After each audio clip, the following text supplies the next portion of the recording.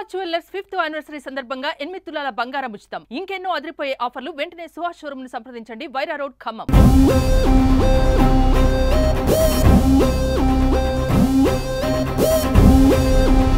ప్రపంచవ్యాప్తంగా భారీ అంచనాలతో ఇక్కడ దేవరాజ్ మూవీ అయితే రిలీజ్ అయింది. ఇదే నేపథ్యంలో ఖమ్మం పట్టణంలో తిరుమల థియేటర్ వద్ద ఉన్నాము. అయితే భారీ ఎత్తున ఇక్కడ ఆందోళన అయితే అభిమానులు చేస్తా ఉన్నారు. టికెట్ తీసుకుని కూడా సినిమా చూడలేని పరిస్థితిలో ఉన్నారు. బ్రదర్, మీరు ఏంటి, టికెట్ ఉంది, సినిమా బయటే ఉన్నారు, థియేటర్ ఇంకా మూవీ ఇంకా కంప్లీట్ అవ్వలేదు, మీరు ఇంకా బయటే ఉన్నారు, ఏంటి సినిమాకి వెళ్ళలేదు? సార్, మేము టికెట్ కొనుక్కున్నాం సార్. నేను సుతార్ పని చేస్తా సార్. నేను నా 2 కొడుకులు, మా ఫ్రెండ్ నలుగురు వచ్చాం సార్. 500 రూపాయలు పెట్టి మేము అన్నగారు అభిమానంతో మేము ఎన్టీఆర్ గారిని 3 సంవత్సరాలు చూడక 3 సంవత్సరాల నుంచి చూడాలనిపించి కసితోటి అన్నగారి సినిమా ఇట్టు కావాలని చెప్పని నేను వచ్చా సార్. మా పెద్ద కొడుకు 12 సంవత్సరాలు సార్. అబ్బాయిని కూడా తీసుకొచ్చా. లోపల థియేటర్ లో చెప్తున్నా సార్, అదే చెప్తున్నా సార్. టికెట్ ఉన్నోళ్ళు బయట ఉన్నారు సార్. టికెట్ ఉన్నోళ్ళు బయట ఉన్నారు, టికెట్ లేని వాళ్ళు లోన్ ఉన్నారు. మేనేజ్మెంట్ లేనప్పుడు, కెపాసిటీ లేనప్పుడు మీరు ఎందుకు తీసుకున్నారు సార్ థియేటర్?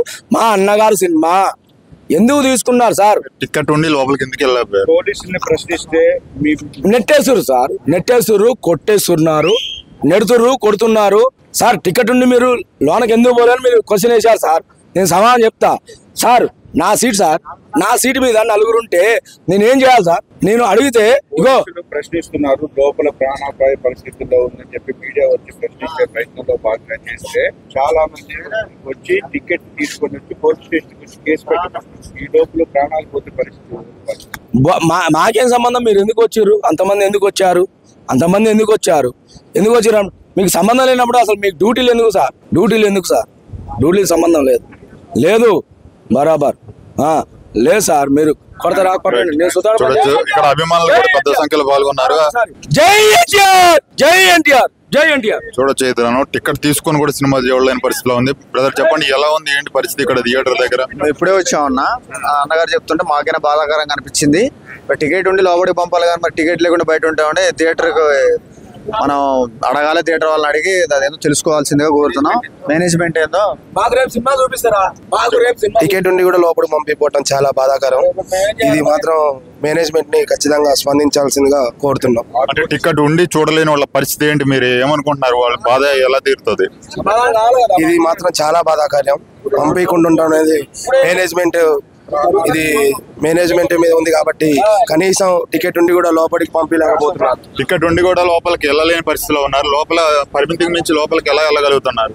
మా మనసులు ప్రౌడ్ అయిపోయింది సార్. అన్నం చూడక 3 సంవత్సరాలు అవుతుంది.